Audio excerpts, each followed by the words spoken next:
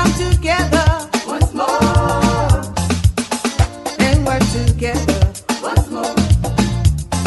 Believe you me, we will rise up for the people to see before our enemy. Believe you me, we will rise up strong for the people to see before our enemy. Liberia, all we want is to come together. Liberia, all we need is to work in unity once more. Once more.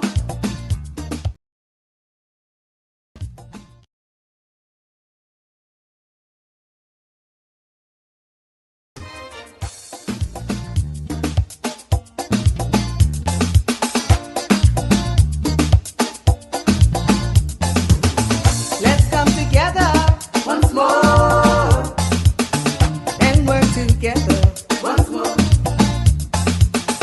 Let's come together once more and work together once more.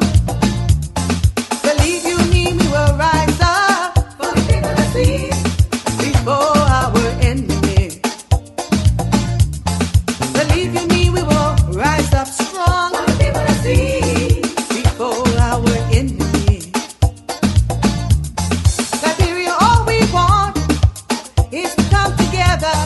Liberia, all we need is to work in unity once more. Once more.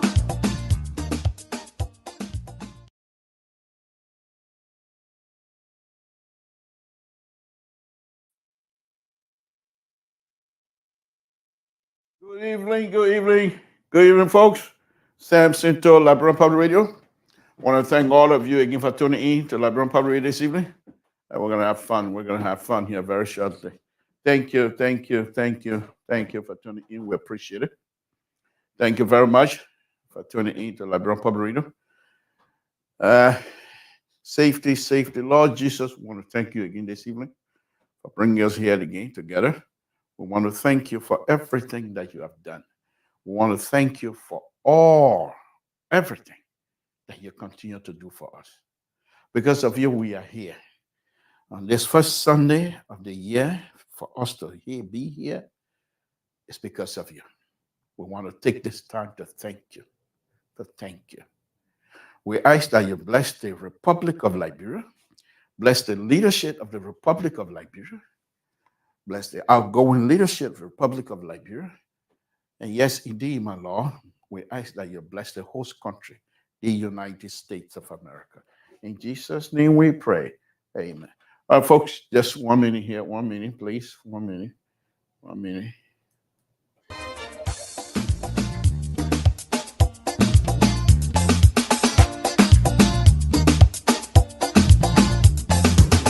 Let's come together once more and work together once more.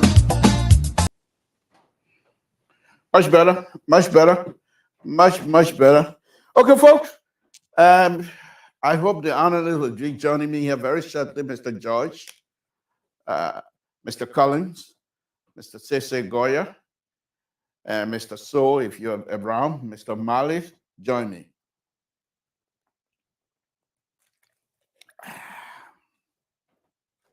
Folks, we were on this same platform some time ago, yelling and screaming, debating our colleagues, making our point, supporting whom we talk and believe to be the person to redeem us and rescue us. And we did that effectively, as far as I'm concerned. So,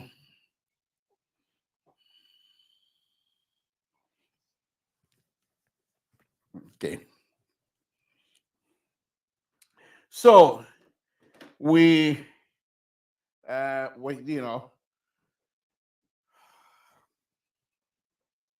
believe in Ambassador Bakai, soon to be president-elect Joseph Bakai. We believe in him strongly. We do believe in him. And we still believe in him. But I was wondering if you guys were able to watch Yaka Koluba press conference today. Very interesting. Oh, people will say, but Yaka Koluba, that crazy man. If you believe that, you're fooling yourself. Yaka Koluba is smart, very smart, very smart. And I'll just do a little bit of that here this evening. Folks, what Yaka was saying this evening, if those things are truth, then the question to us, many of us, the question then becomes, when do we get out of this? Or are we just in it for life? Generation after generation after generation after generation. We can't get out of it. And I'm over here thinking to myself, I have to do all that I can to be able to help Ambassador Walker.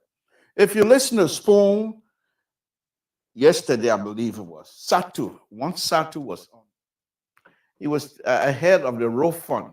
And one of the critical statements he made was that most of the problem we have in terms of the Roe construction and the Roe problems in Liberia that we do not have, according to him, we do not have supervision.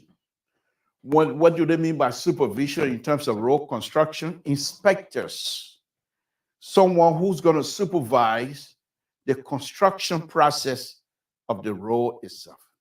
So if he's saying that we do not have good supervision, that means those people who are supposed to inspect do not understand the blueprint that was presented to them. And that's sad. That's sad. But what I can say about Yaka Koluba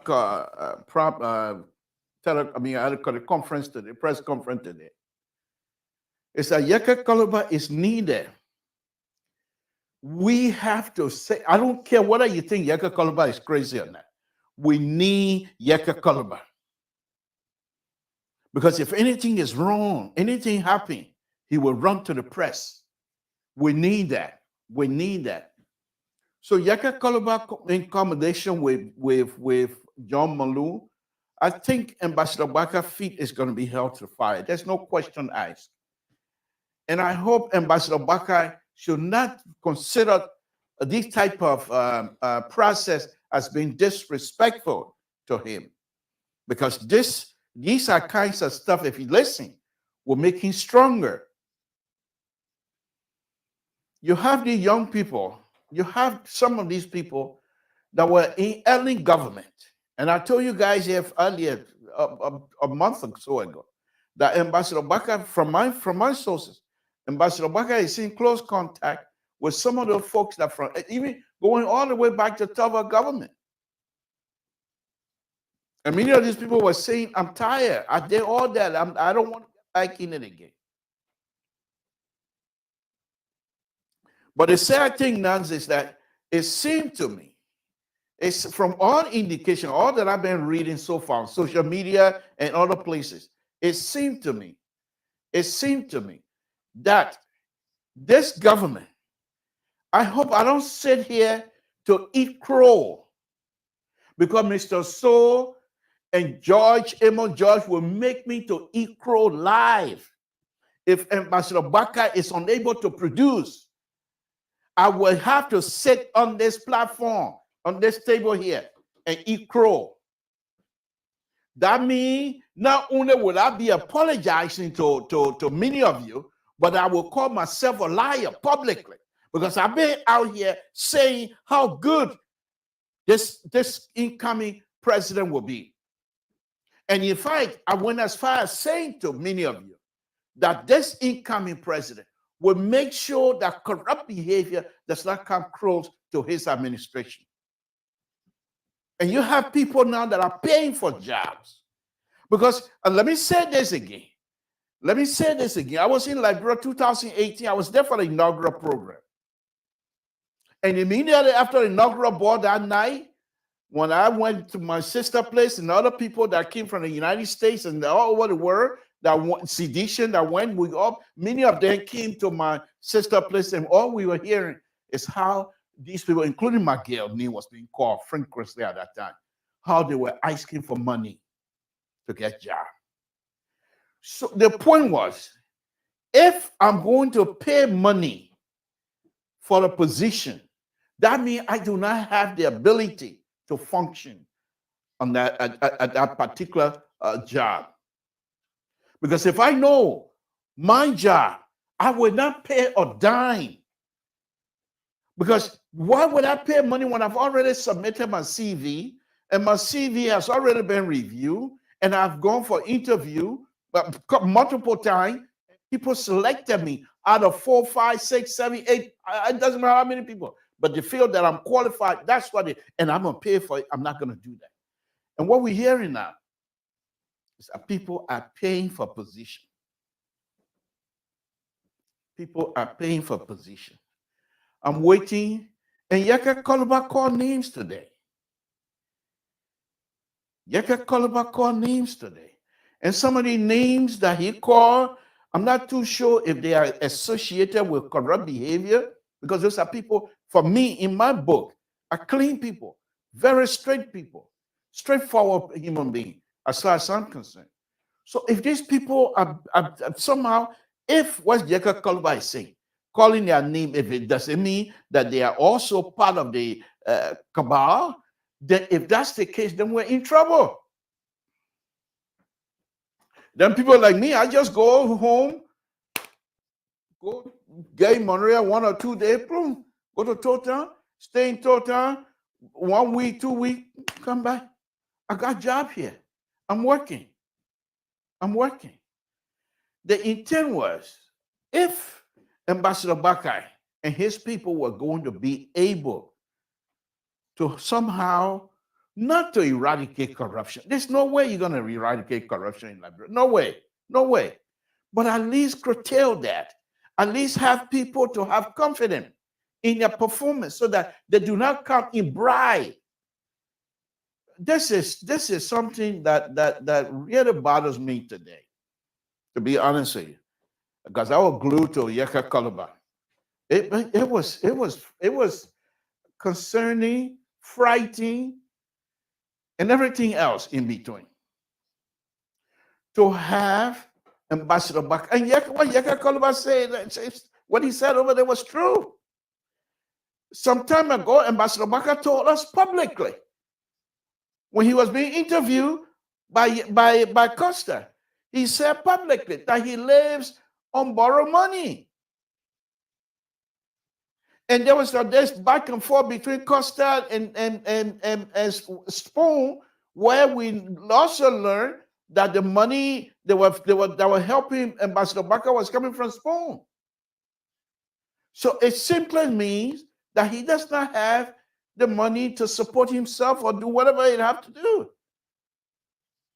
So out of a sudden now, immediately after the election, he came to the United States, went back home.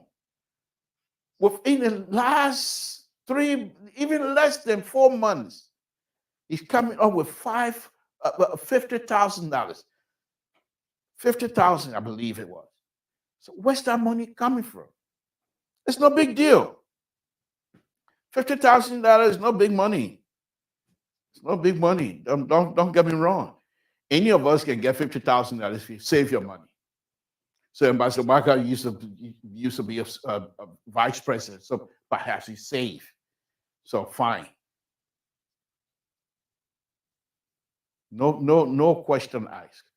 But my concern is, if these people fool around, this administration that is coming in, not only was it supposed to be a rescue mission, but it also supposed to be a redemptive mission.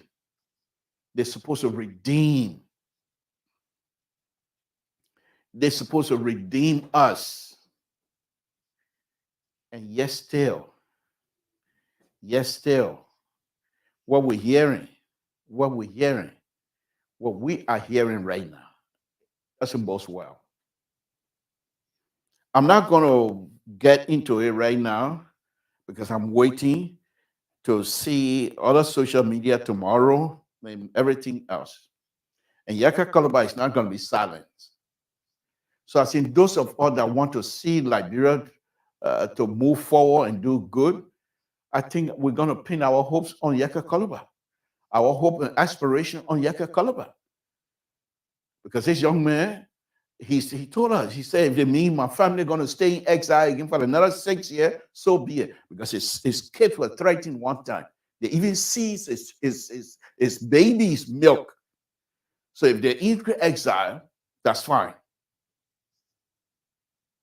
But when do we get out of this? I thought this was something. Anyway, I'm not going to pass judgment right now. I'm not going to pass judgment right now. I will continue to stay in my mode of offering my help for Ambassador Baka and his people to do what they have to do in terms of role, because it's very important that we have the role business going. But if you have people are playing with Liberian people money like that, and then Ambassador Baka, no, we don't want to go through that again. If we're going to be like that, then what's the purpose of even trying to vote president? We are out of office. This is Ambassador Baka, please, I'm begging you, don't make me to eat crow on this platform, please. You know, we didn't go to Liberia to run campaign, but some of us were out here. People were cussing us. We didn't mind that. We thought, oh yes, because we believe in you. And I still believe in you. I still believe in you because I believe with your vast leadership experience that you have with you will guide you through the process. You're not coming to learn. You're not coming to learn. So you will be someone that will move this process. But because not only Yaka Kalaba, there were people that were calling me to say they like, and I'll call his name tonight, they like Amos Stewart, then felt that they have arrived. And for almost 3-4 days, I was on Amos Stewart. So these are things that I thought Ambassador Baka was going to get under control.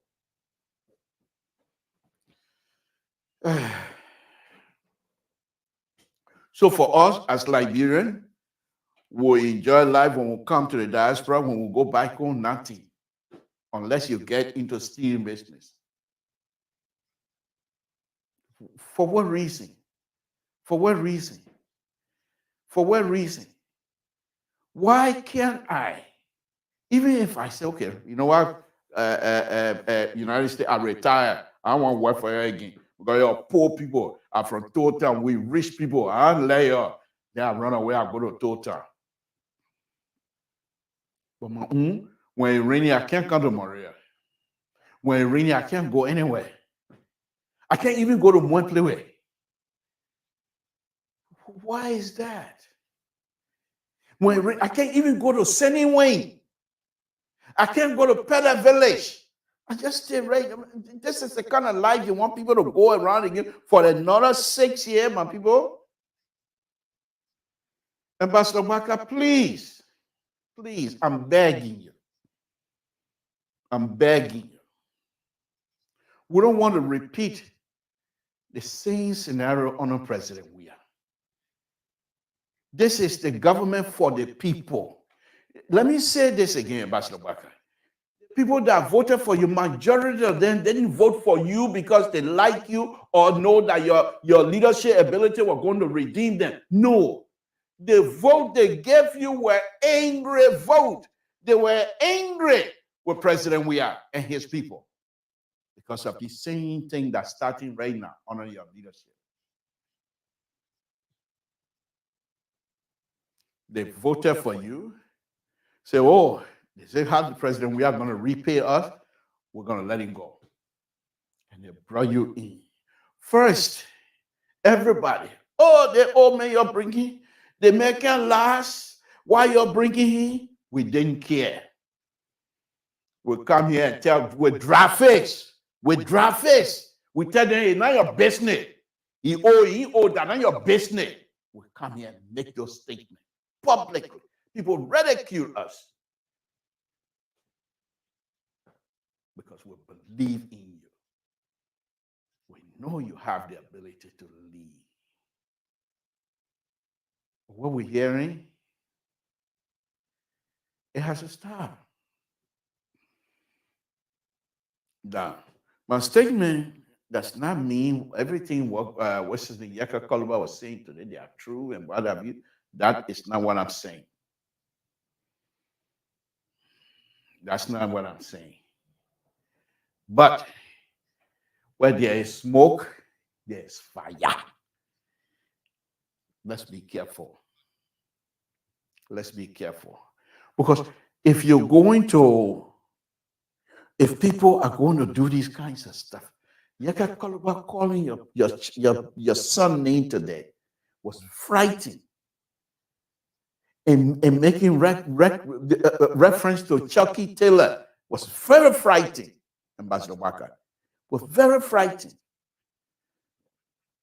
Saying that what's his name, Tata is not, he think he's going to be Chucky Taylor, he's not going to. That was very frightening for me. Ambassador Waka,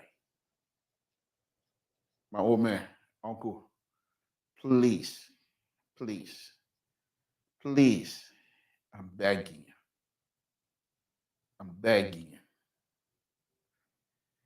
This new government that coming in, it shouldn't be government that you will have Eugene Fakon, that kind of thing.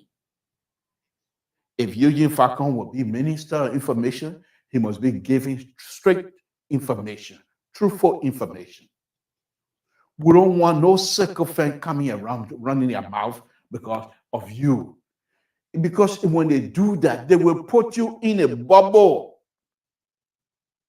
They will put you in a bubble. We can't get reached. We can't get to you. And everything else around you will look good until when the election. Well, maybe you say, but something, what are you talking about? At this age, do I look at somebody that will go second term? Please, I'm done. After this, I finish winning the election. What happened from now on? They will consider me president, former President Wakai. My name will be in the history book of the Republic of Liberia. I've already got what I wanted. I know that's not what you think, because I've been reading your speeches, Uncle. I've been reading your speeches. Everything that you have stated comes out of your mouth within the last 2 months or so. They're always about Liberia. Is it because you have no control on people around you? They do whatever they want to do? Okay. Yeah, go to sleep.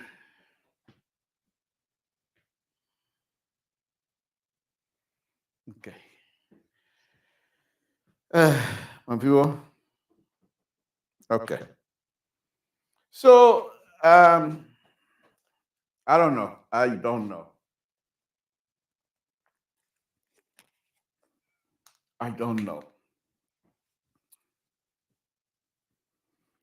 And I will say something here very quickly, because I was in Liberia. I was fully involved, engaged.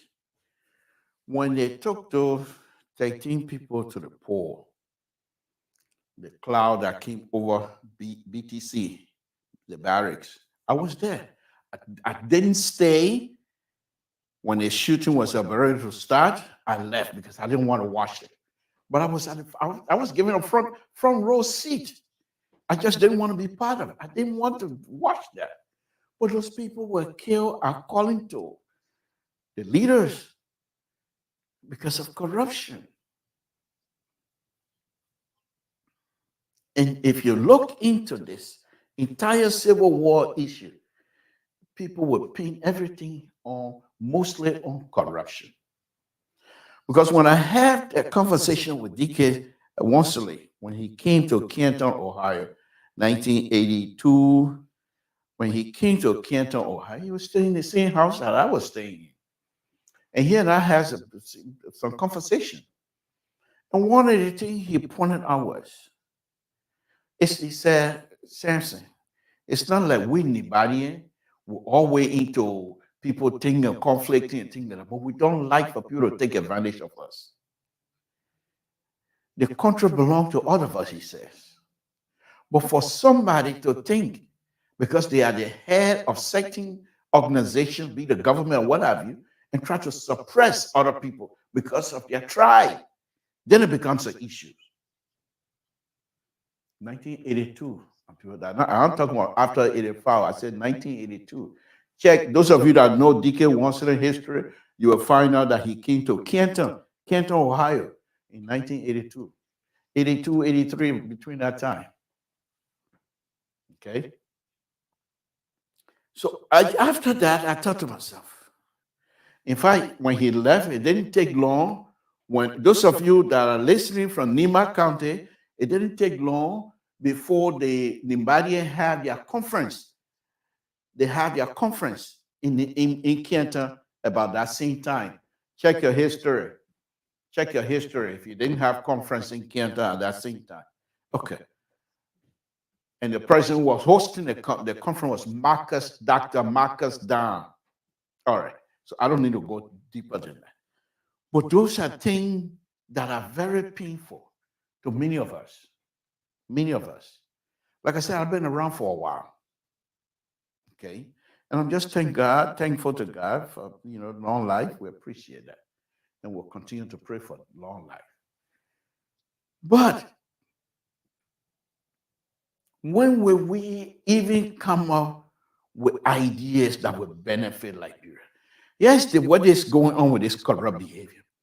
There's already started suppressing those who are supposed to be responsible for the infrastructure portion of the developmental agenda of Ambassador Bakai. Because if you're silencing the engineers, how are you going to get things done? You will always go outside, get idea from outside and bring it home. And when they build it, the people who bring in that idea, who build it, will go back to their home. And then you're stuck with idea that didn't generate, that was not originated from your country. And so when you ask people to look after it, look at it, they don't feel that they are part of the process, so they don't care. So let me say the last one, then I'll move on to another subject matter tonight. I'm sitting in for Mr. So, by the way. And Mr. So is trying hard to move this station to a next level. And I think if we work with him, because he has some brilliant idea. You must say, don't get it wrong. I don't like the idea. I don't like that conservative, but they're brilliant idea. How am I going to reject a brilliant idea? Because it's coming from a conservative? I don't want to do that. I'm a liberal, but the idea, brilliant idea coming from a conservative. I'm just by nature, who calling me kind of this?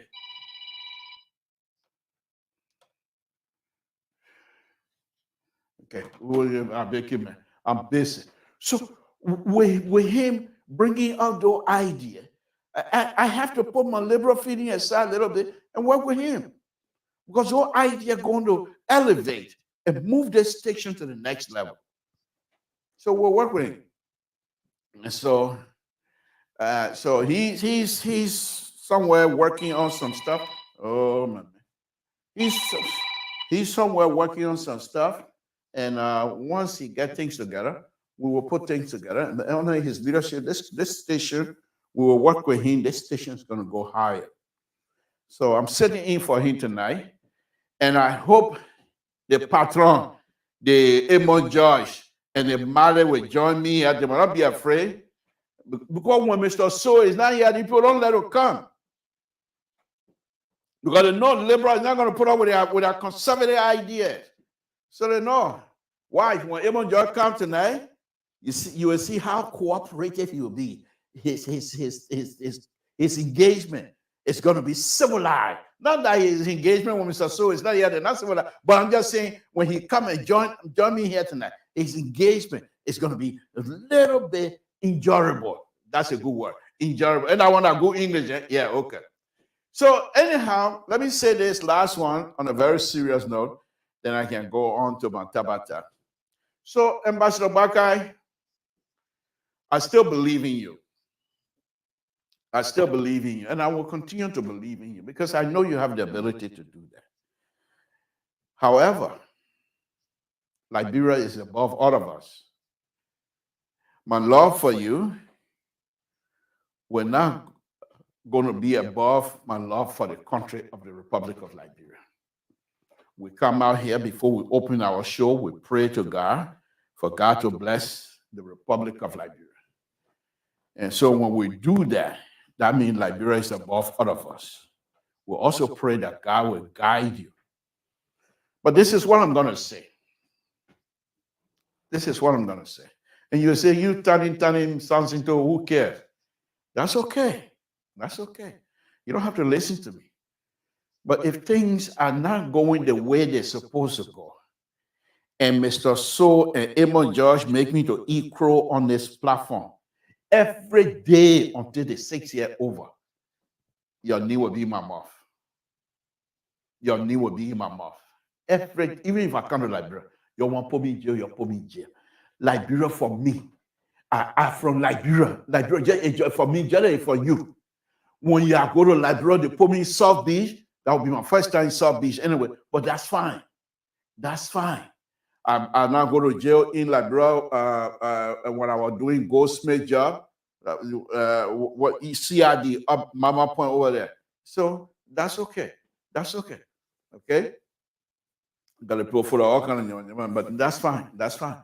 That's fine. So if I have to go to jail, because here's another thing. When they used to throw Bacchus Matthew there in jail, Dr. Bullet there in jail, some of us would consider ourselves a foot soldier those days. Jail was not frightening to us after that. You know, you were not afraid of jail. No one was afraid of jail, especially if you were a member of the progressive. In fact, you know, the young children, the way they start their jail business, the way they all gravitate into it when you put them in jail, then it said they have arrived. Okay.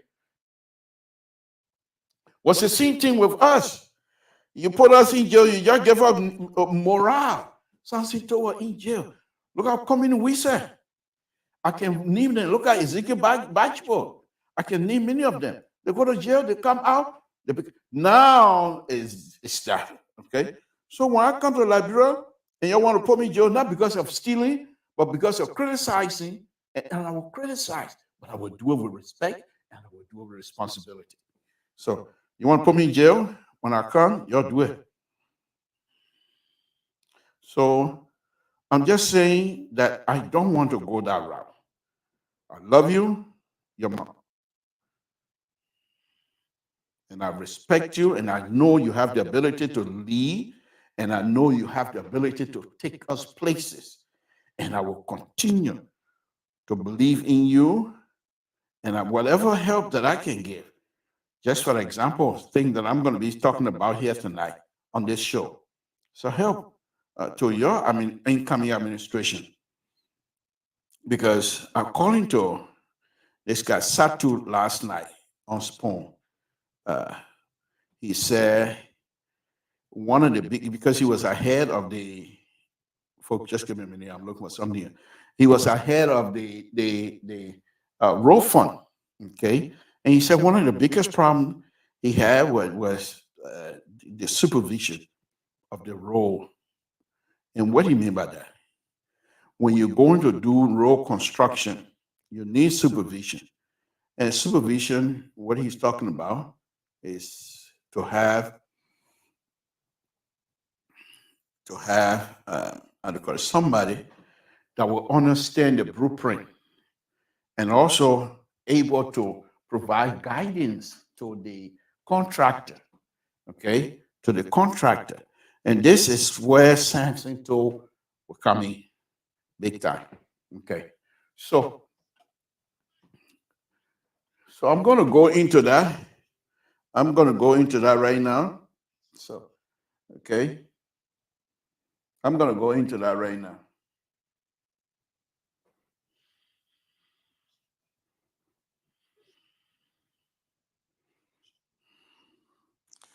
Yeah, my people, you're to me. Ambassador Baka will deliver.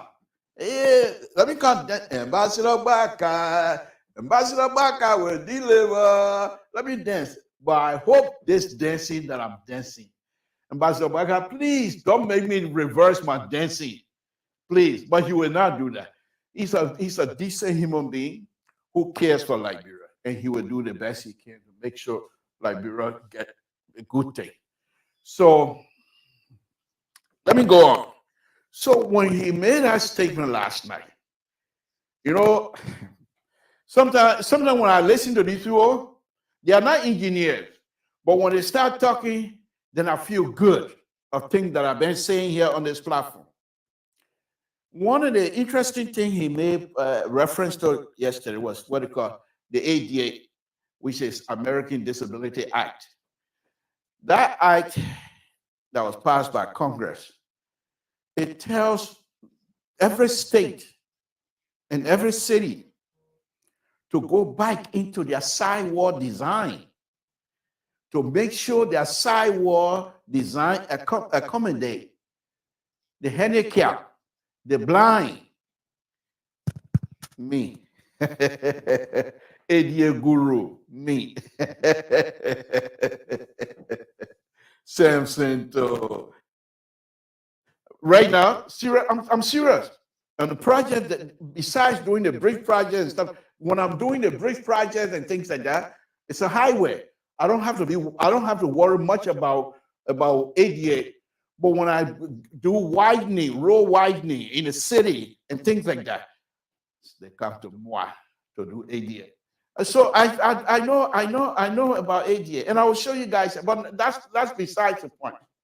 So when he made that statement last night, Mr. George, Mr. Amon George, if you're listening, join me.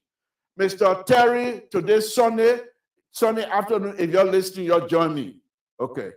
So if you're not going to join me, you'll let me know so I can go on our other what you might call that way. I don't have to worry about people. Okay. All right. But this is Mr. Social. So by the way, you want to join, that's fine. You don't want to something.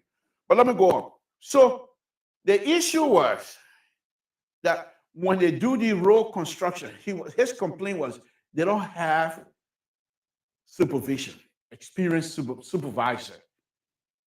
Okay. And that makes sense. That makes sense. Because if you have people who building road and you have people who are not experienced in terms of supervision, it's like blind leading the blind. So the supervisor themselves, they depend on the contractor to say what we're doing to make them to believe that the contractor is doing something good. And this is why I'm saying if the corruption issue with the road fund and the public work and all these kinds of stuff cannot be stopped, I have no room for that. I won't participate in it. No, I will not be part of it. I will not be part of it because what's the point of me telling my family I'll be back and go over to help people who are not even willing to change their behavior? I'm not going to be part of it. Simple as that.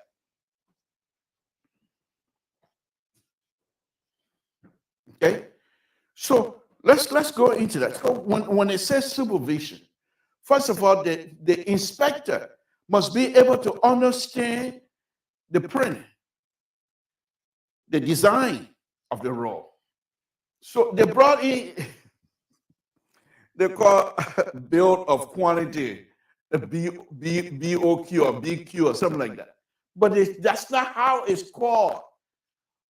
Okay, summary, quantity, summary of quantities, where you summarize all of the quantities on the project. Okay, It doesn't call build a quantity. Build a quantity doesn't, you go look anywhere. Only in Liberia they use that. But here's the thing about let me talk about the quantity a little bit. So here's the other issue here. He made mention of that, but it's just very brief.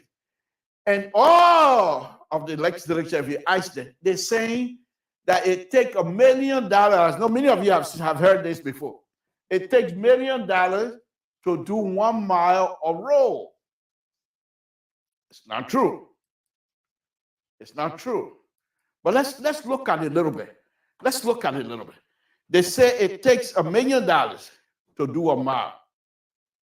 Okay, and 4,800 and I believe 60 something. I'm not. Don't quote me on that. 43,000 something like that. Okay, don't quote me on that right now because my mind is going everywhere. But that's besides the point. But it takes $1 million to do 1 mile of a road. Now, even Liberian road that is considered to be how do you call it? Conventional highway. Okay, you got car going, you got car coming. Two lane conventional highway. So when you say 1 mile, they have lane mile.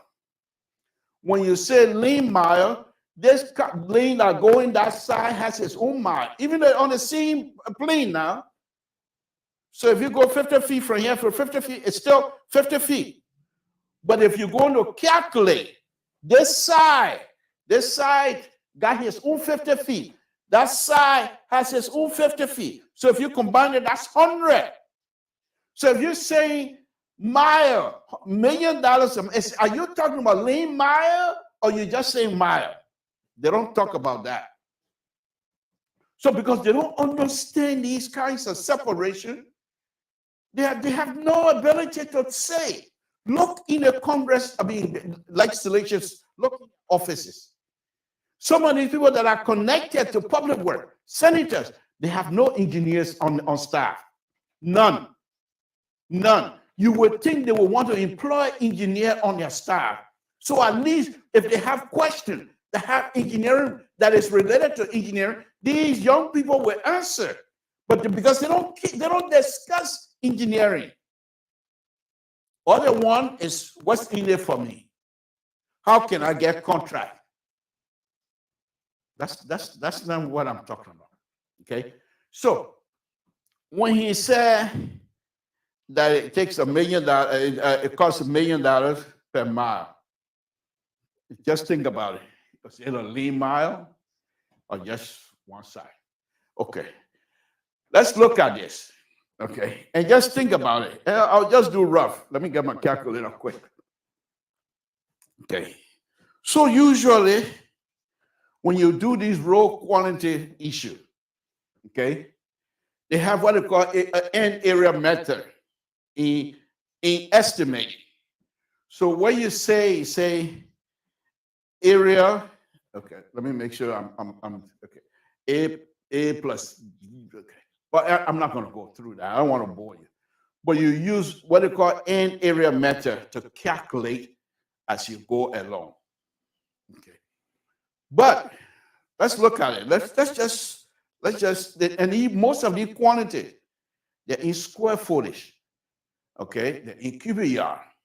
Okay, or square yard. Okay, so you take thickness of the road. Okay, let's just say they're going to use, because you got to pay for all of the material. And this is where they go and steal.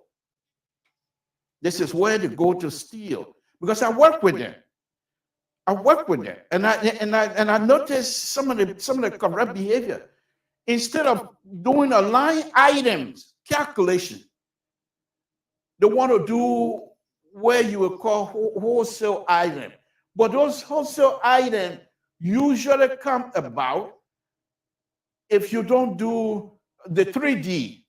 If any of your quantity has a 3D view, then you can't do wholesale because you got to go thickness, length, and weight.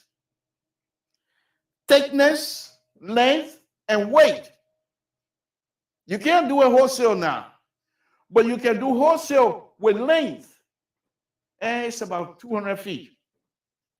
You can negotiate that. But you cannot negotiate thickness. You know the thickness is going to be thickness throughout of the project. You can't put a little bit, you can't put more, you don't go up and down. The thickness continue. What I be the base? What I be the base? The thickness remain constant. Soft base, the thickness constant. Okay, asphalt itself, the thickness is constant. You can't change it. Oh, Mari, you show up. Thank you. Let me bring Mari on. I got to scare them before they show up. Okay. Thank you, Mari. Sure. Thank you. Let me know when you're ready. All right. I can't hear you. I can't hear you. I say you got to scare up before we come in, right? Yeah, I know. So, okay. So let me finish here, Mali, then I'll come to you. So you can't do these quantity and say it's a mile, 1 mile, $1 million. That's a lie. That's a lie. Because if for example, the asphalt alone, you're doing the thickness, okay, the thickness of asphalt, say 4 inches, the weight, because 12 feet, 24, and you got, you say 8 foot shoulder, okay, so 8, 16, 24, okay, so you do the length, it's constant. Even if it's a mile, it's constant.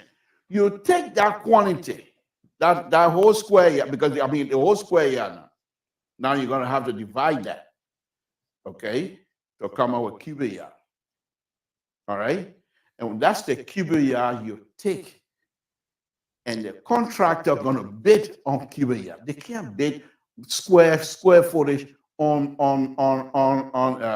how do you call it, asphalt. You can't, because square footage is just a square area. Okay, and the thing goes on like that and on. But I will do it. I will do a whole program on this here, and the intent is for me to show that people who wants to supervise these projects, they need to get a clear understanding of how and what do we do when it comes to pay. And this is what he said. Another interesting thing he said, and I was hoping that Dwalo were going to ask that question, but before we pay, we send people out to look. Are those people, you say, you first thing you told us that you have issue with supervision. That means the people who are supposed to supervise have no knowledge. So the people you're sending out, are those engineers, are those inspectors, do they know what they're looking for? And do they know how to measure the quantity for you to pay? So those are very conflicting situations, but we'll deal with that. We'll deal with that. Let me go on. Folks, I'm going to sit down now that I got Mali on here. I hope Mr. George will join me. I got Mali on here, and let's go and have conversation. Mali, good evening. Thank you for joining me. I appreciate it. Thank you, sir. I got my footrest. Oh, yeah. This not be small. Okay. This is not for children. Now that's small thing. No. Oh, yeah, come. But when I got to frighten you up before you show up. Yeah. What? Yeah. You got to frighten us. You got to frighten us before we show up. Good evening, Terry. Good evening, Pato. Yeah. How are you, Collins? Not bad. How you doing, man? Not bad. Thanks for joining. I'm sitting in for Mr. So tonight, who is on mission here. He's trying his best here to see how best we can get a few things. He wants to move. He has some brilliant idea, but it's of course those ideas are coming from conservative. So, but they are good. So I'm not going to throw all of them out. I will pick among them. Idea, they were brilliant idea. If they are not taking the liberal side of it, then I'll kick him out. But no, very serious. Thank you guys for joining me. I hope Mr. Josh will be joining very shortly. So let's just go straight into it. Marlis, before I go to Terry, what do you make of? I don't know whether you are able to listen to Yeka Koluba today. Yeah, I listened to Yeka Koluba. Okay. And he said he stayed the same old boy. And I think the problem now is that we are holding, or he might be trying to hold the president-elect to his feet on ground that he claimed to be transparent, accountable. And so whenever he travels, tell the Liberian people. But I also try to look at the privacy nature of the president travel, because like in America, whenever the president travel and he gets donation or someone getting donation, they will announce these things.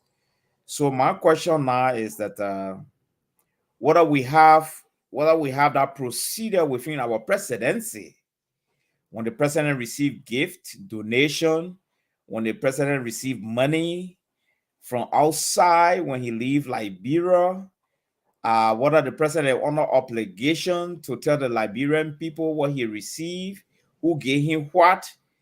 I don't know whether that is part of the puzzle within our presidency. I really don't know much about that, but I know much about that in the United States. Yeah, but he did quote some part of code of conduct that I think all of them is supposed to be operating under. I just don't know the article of the code of conduct, but he did mention that. When you say all of them, what are you talking about? The executive, the legislature, the judicial. I think they have a code of conduct that covers the entire government operation. What I read in the Constitution is that the legislature is supposed to come up with code of conduct.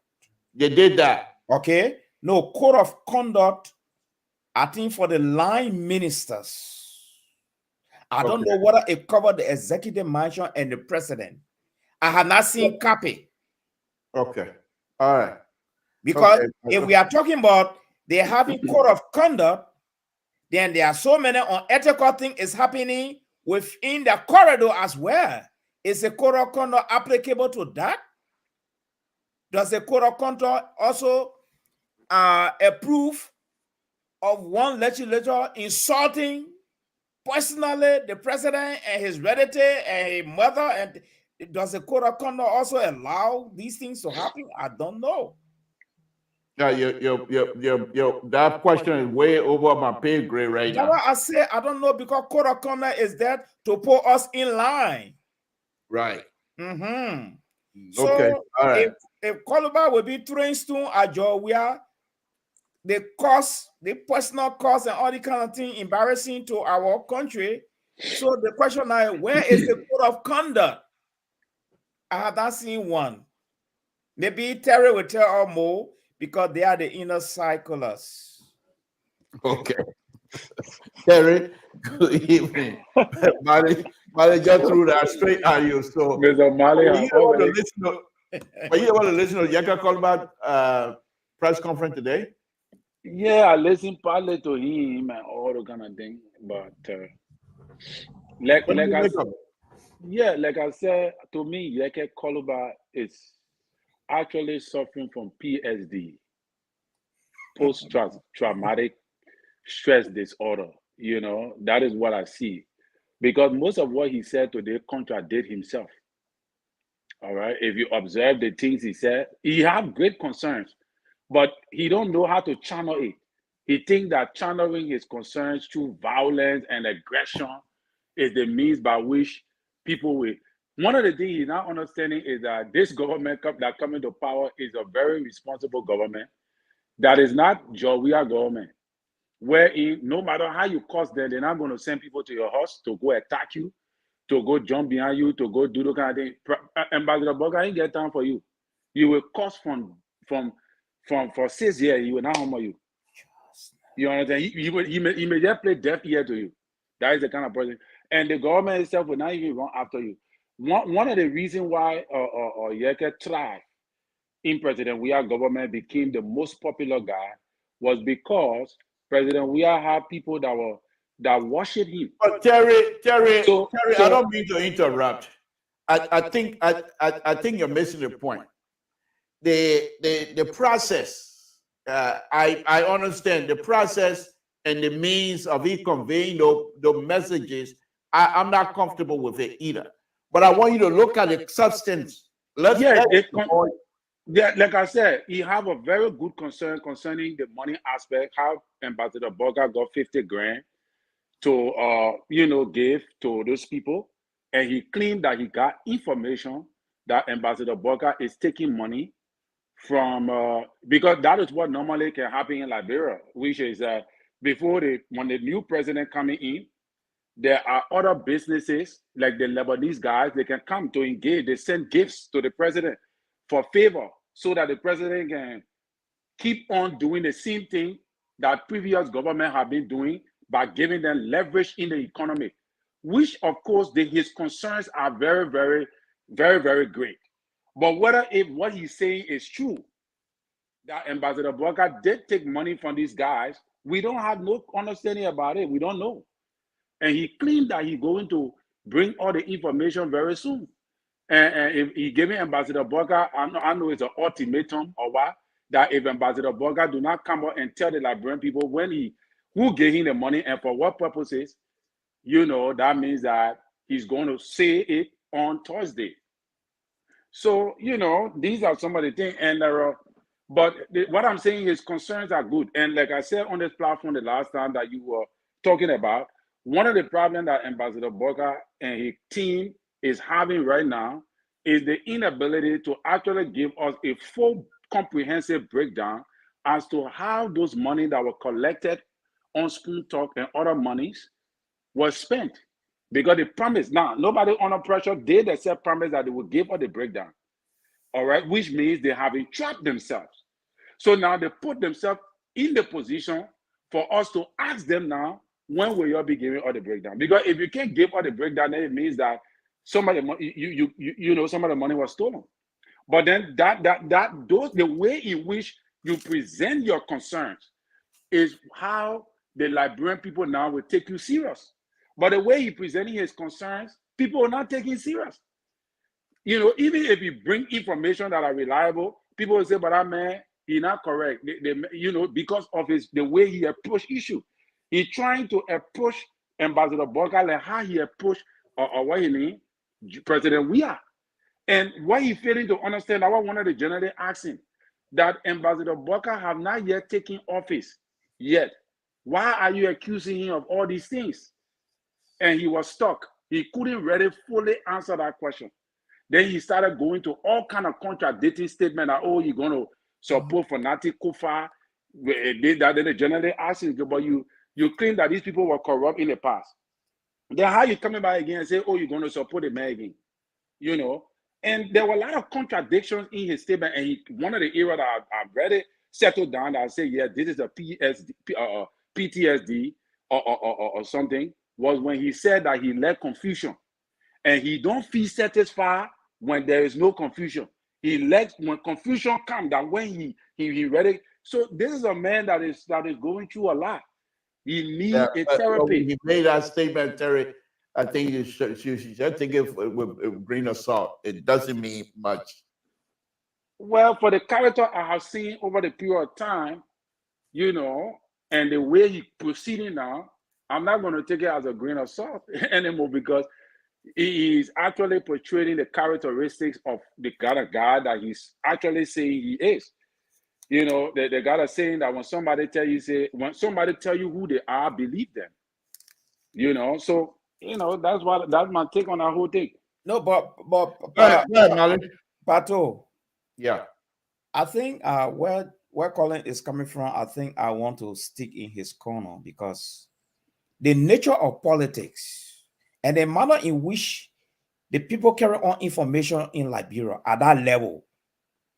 It was the same noise that God started putting behind Joe, where a lot of people start believing a whole lot of things, and some of them begin consolidated that even helped to bring Joe down. So the little thing coming up, we should take it serious. Right. So when he said we're not taking it for grain of salt, we should.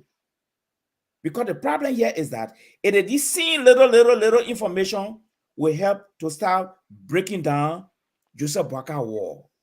So don't take it for a joke at all. If it means we'll have a closed door discussion and what we say we're going to do, let's do it. But our politics, the level of our politics in Liberia Plateau is like, you may not know, but the little thing you say on in street corner, people take it for a joke, but it have an impact. Later on, it have a long impact. Yes. So they know the ball starting.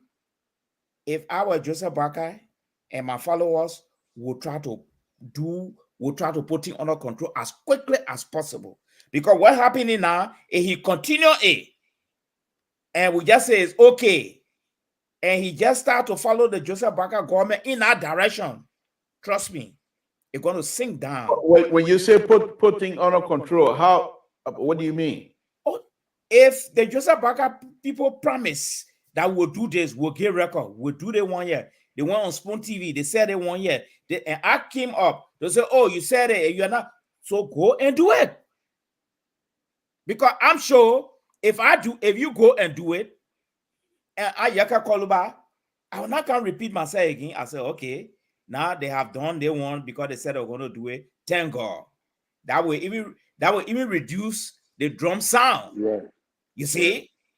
So, but let us not take it as just a glimmer of salt. No. It's the harbor politics looking in our country. But however, I guess something else will bring to our attention tonight. I was just following VOA Liberia-TV. And there's some 15 presumptive officials that have been named. And my source, I called to Liberia, and they said the source is 95% credible. 15. And the 15 that I have seen. What a minute now. You don't want for telling the story, yeah? The Labour want to take you out completely. So sorry. Yeah, the 15 that I saw, these are all Liberians. I'm happy for them. But what I'm not happy for is the criteria. You see? And it's like, for me, I was hoping to see, maybe it's still ongoing anyway, so new faces, new blood coming into the picture, working with some of the old hands. What are some of the names you saw? Okay, first of all, one of the guys, he from our state, Sir Johnny. He's the presumptive Director General for General Services Agency. This man is coming now. This man is misplaced already. He's an accountant by profession. Yes, you know him. That the first misplacement here. That move on. We have Dr. Ure Yakwawolo.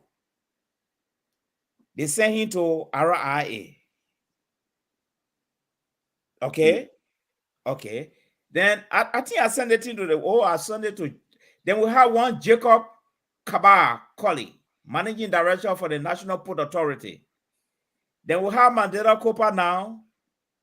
Instead of going to the women era, she's not the managing director. She's supposed to be the presumptive managing director for LPR-TV. That's a serious problem right there. Anyway, then we have Ami Mondat, Minister of Commerce. I got to do my research on that name. That name. He's a big chairman for Unity Party. Yeah. Oh, he where government before? No, I'm not too sure. He has not worked in any government before. Oh, so Johnny just come. Okay, maybe one of the new faces. But he's JMB relative. He's a relation to JMB. Okay, very good. Then we have Sam Gay, Director of Drugs Enforcement Agency. Then we have Abraham K. Kroman, Inspector General, Liberia National Police. I got a problem with that error there. Then we have Prince Moluba. What about Gregory Coleman? Then we have Prince Moluba, Commissioner for Bureau of Immigration. Then we have Councillor Cooper Crap. Minister of Justice. Oh no, that. Okay, let's move on. Then we have Major General Daniel D. Ziegen. They're looking at the retaining him at the Defense Ministry. Then we have Dr. Louis M. Poto, Minister of Health. Then we also have Augustine F. Fala, Minister of Finance and Development Planning. Then we also have Sarah Francis Basilo Yanati, right? Minister of Foreign Affairs. I just got a team from Liberia less than 10 minutes ago. Then we have Francis Yumalin, right? Minister of Internal Affairs. Then we have Sylvester Grespe, Minister of State for Presidential Affairs. Then we have Charles Snyder, Presidential Press Secretary. Man, this is so. Okay, Beluso, okay. Then we have, so far, those are the 14 names so far. And my sources tell me that it's 95% trusted. So I said, well, let's hold on to it. Not part judgment on them here. But the good news here is that they are Liberians. That one good news here. Then my next news now is, who are the old hands? Which are the government have been working in? Then my third good news now is new faces among these people coming in. I will be happy for that as well. Yeah. So far, this is the breaking news I just got. And But you see my knee there? No, they said, I think these are the ones that's also be announced, maybe right after inauguration but they listed coming. They care about 2,000 of these things. Don't worry. But my knee is supposed to be at the top as a foreign minister. Well, someone else is there now. But what we're seeing here is this.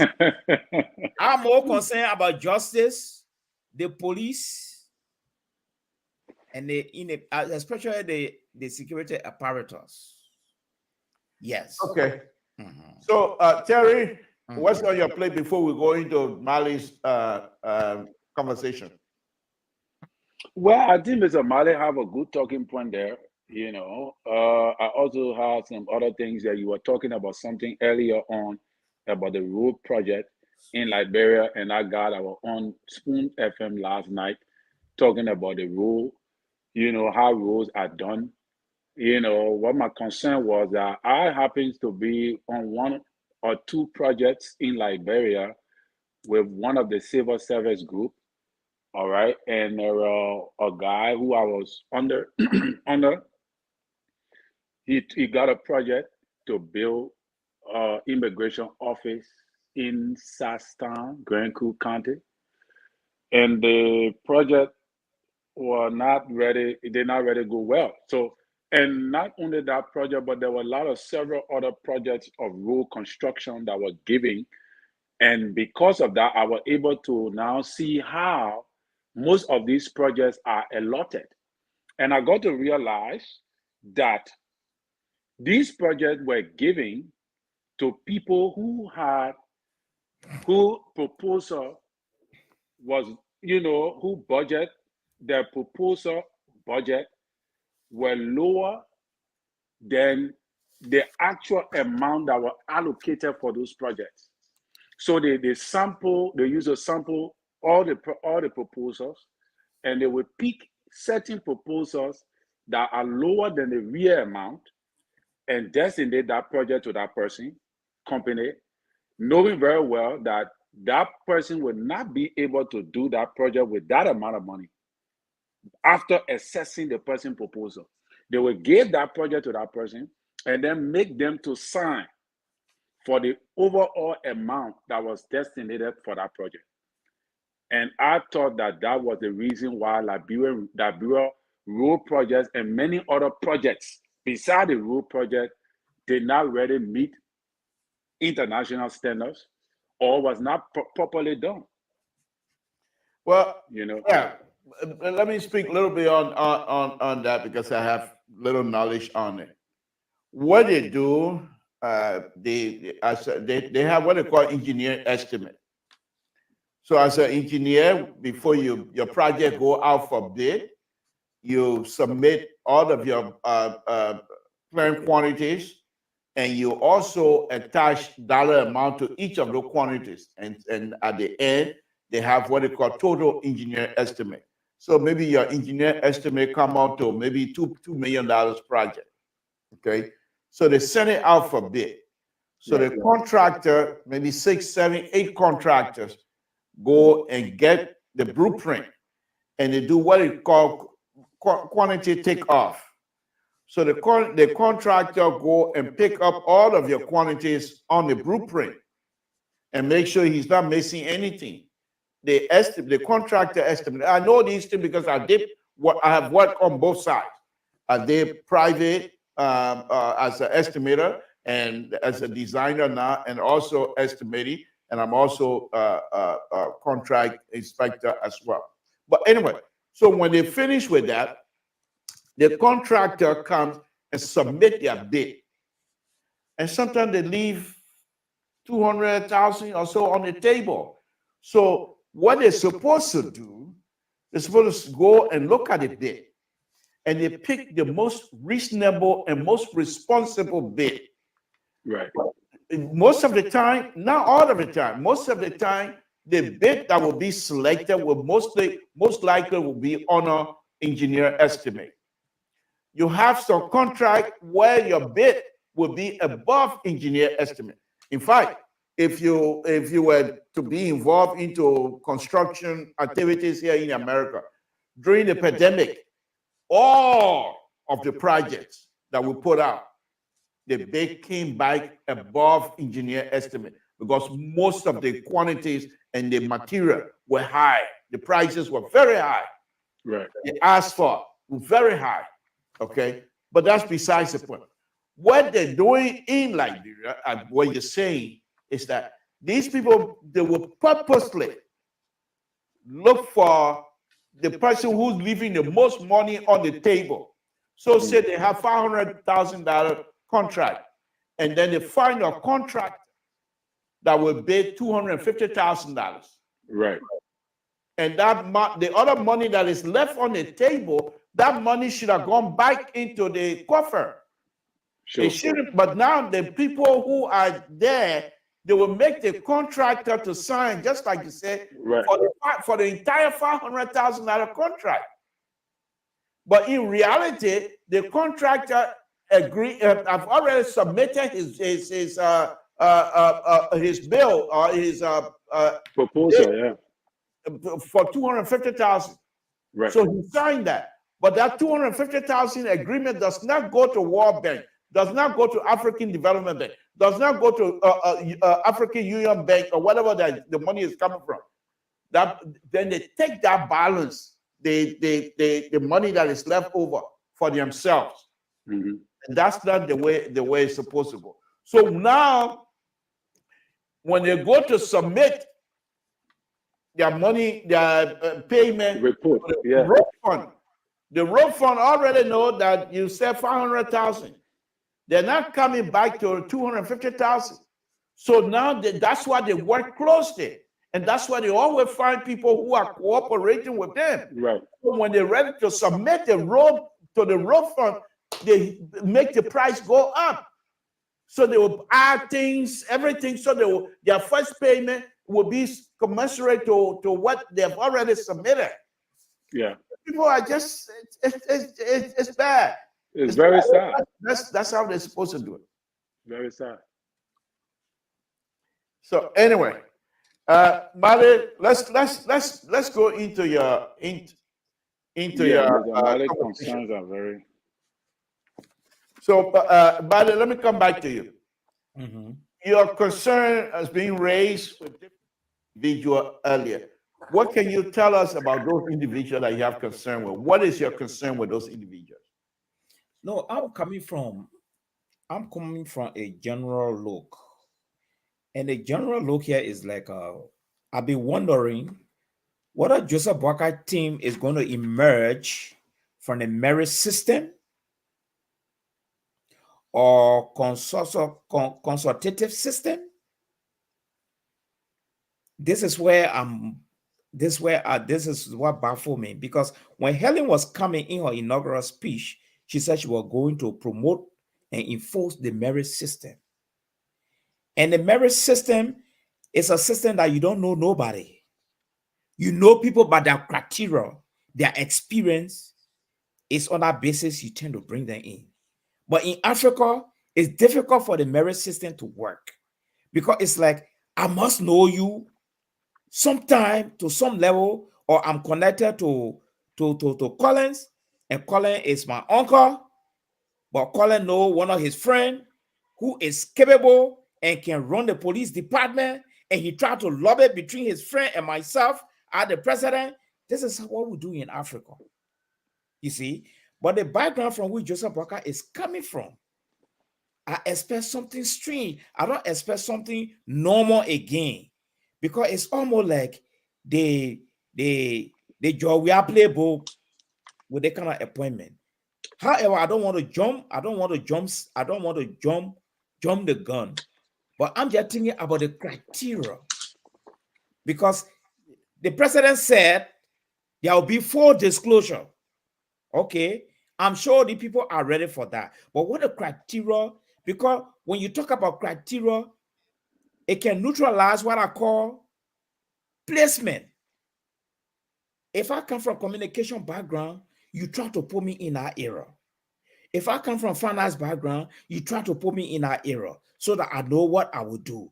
But when you're talking about full disclosure, it's not only coming to tell all about the money you have in the bank or the building, the property you have around. We also want you to give a full disclosure about your credential as well. You see, so that we, the free mind gentlemen out there, will say, oh, Pato, he's an engineer. He's a road engineer. He gone to public work now, and he been living in the United States. He been working with an engineering company for a long time. So he worked with people from diverse background. So we show he's going to bring something new to the table. This is where I'm coming from. I agree with you. But let me take a little, and then I'll wrap it back up again. What you're saying is quite correct. But what I think is happening here, and this is just African, we African, that's what we do. But I think most of the time, that particular process that I'm about ready to describe has been abused. Because you bring these people on, be relatives or close friends or close confidant, you bring them on so that they will do something that will make your family name good among the people. You bring them on because you said these are relatives. So when they come to, so they will not do anything that will degrade the family name. And you don't want to bring somebody who you don't know to bring that person. I'm saying something that most likely is ridiculous, but I'll say it anyway. You bring somebody who is not who has no relationship to you. You're feeling that that person will try to do something that will degrade me. And so but these people that are supposed to be coming in to do things to make sure your name and the family name is protected, they themselves try to manipulate the system and try to abuse the goodwill of the family name issue. And I think that's most likely is happening. Maybe what I'm saying is not right, but I'm just saying it anyway. Terry, what's your take on it? Well, I think those are things that are concerning. But, like, for example, we cannot say that JMB will not employ any one of his relatives or so in government, because obviously, it happened even in a great United States of America. You want people that you can trust. One, two. Once the person is qualified for the job, I don't have a problem with that. But if you employing multiple of your relatives in government, then I have a problem with that. But if the person is qualified, the person have been working in like the likes of Amin Moda, working as he was the former chairman of the Unity Party. He have contributed immensely to Unity Party or success, especially during the downtrodden days. So I don't see why the President-elect Honorable Barker will not employ him to a genuine place. Once he's qualified for the position, I think he can get it. The only problem I have is that, they should be able to do something like a vetting process that will allow competent people and people with integrity to hold major positions. I want to differ a little bit with Mr. Mali on his sessions as regard to Medela Cooper, even if that particular nomination will be confirmed officially that she is going to the LPRC. I think she's well able to handle that particular job. All right. And some of the appointments that you spoke about earlier on, I think those appointments, like you talk about this guy, Abraham Kumar, that you have a problem with that. Abraham Kumar understand the Liberian day-to-day activity. These are people that need to, because you need people to clear the street. You need somebody like Abraham Kumar that knows the length and breadth of Liberia, that will be able to handle those things. So for me, I don't have a problem with that appointment. The only thing I will have problem with is, because I also saw another one that Front Page Africa shared, and I posted it, into our group chat, and I realized that I saw Tewon Gonglo. All the names you call, I saw them on the list, but there were more than the names you call, which is not a bad thing. The only problem I will have, Mr. Liberia, is that if within the next 6 months to 1 year, we will want to see what these appointments can deliver. What can they deliver? That is what, for me, I would be hoping to see. Because the Senate Bureau President-elect need a cabinet that he can trust. He need a cabinet that he can work with. He need a cabinet that also believe in him and also trust him. And also he need a cabinet that are credible and that are educated to run this country.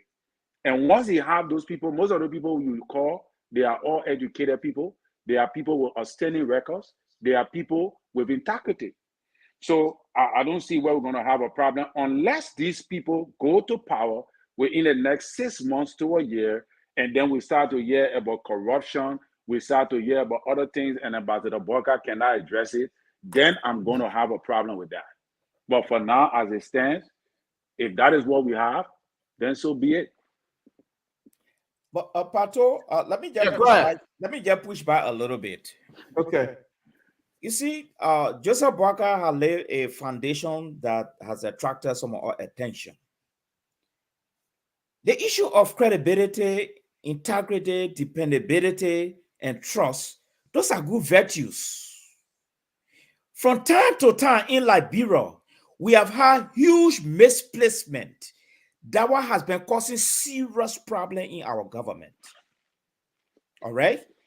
You can have all the quality. When you are misplaced, oh man, you get nothing to deliver.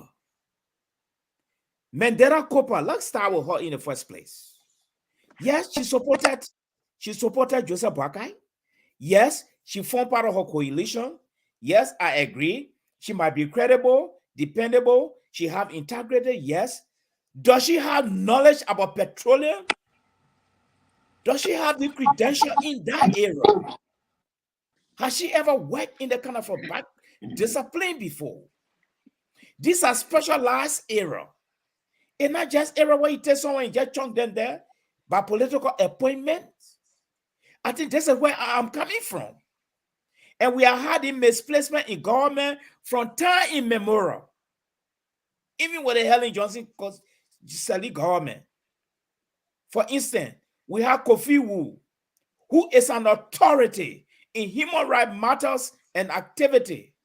They chunk that man to public work. They chunk that man to labor. What do you expect that man to deliver? Okay? when we should have put the man in the Human Rights Commission of Liberia, where he has an authority, he has vast knowledge, he has his connection, he knows what he's doing. All right? So it's not a question of, it's not just those virtues, it's the issue of placement. The placement that has caused Joe, we have so much problem in our country. So if we are talking about hanging on the virtues and not even focusing on placement, like you just use a very colorful terminology right now, vetting. When you vet people, you place them properly. Because when we're talking about commerce ministry and we carry on a vetting and we open it up for people to apply, and I coming in with my little bachelor in commerce and marketing and management, at least I'm closer. All right? But if you take me with my educational degree, PhD, or my doctoral degree from medicine, then you putting me in commerce, you just putting me there to steal. I got nothing to offer down there. I will only be providing general knowledge. Even though I'm sincere, even though I'm hardworking, even though I'm dependable, even though I'm non-corrupt, you have no deliverable to give the Liberian people. This is where I'm coming from, Collins. Yes, so Mr. Male, my question is, if the Pape would just get placement, send the people already have the virtues, that's a good thing. I support that. Through the vetting, that's a good thing. I support that. But Collins, you come from theology department. Your career here is theology. Okay? We can put you to the, I know you want to go to the port authority. All right? No. No. I just know exactly. I just making an illustration. Right. Yes. So people have got some group credential where they're supposed to work, but they want to go to greasy area. This is where I'm coming from because I have experienced this. I have seen this thing cut across all our government in Liberia. The placement thing. Yeah, Mr. Male, I'm not disagreeing with you. But what I'm saying is, I want to believe that Ambassador Boyka is not going to put people in positions that don't understand where they are being placed. Number one. Number two, there are people you must also take into consideration that have never worked in certain area before, but they have the ability to handle that area because they have the credentials for that area. Take, for example, you're talking about Mandela Cooper going to LPR-TV. In order for you to be able to manage LPR-TV, you need managerial skills. You need to be able to have some degree in administration and all of that because you're running the place.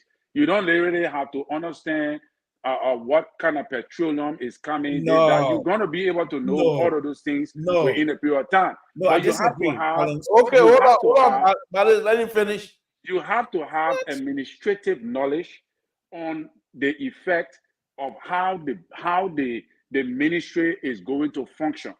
All right, and that is very important.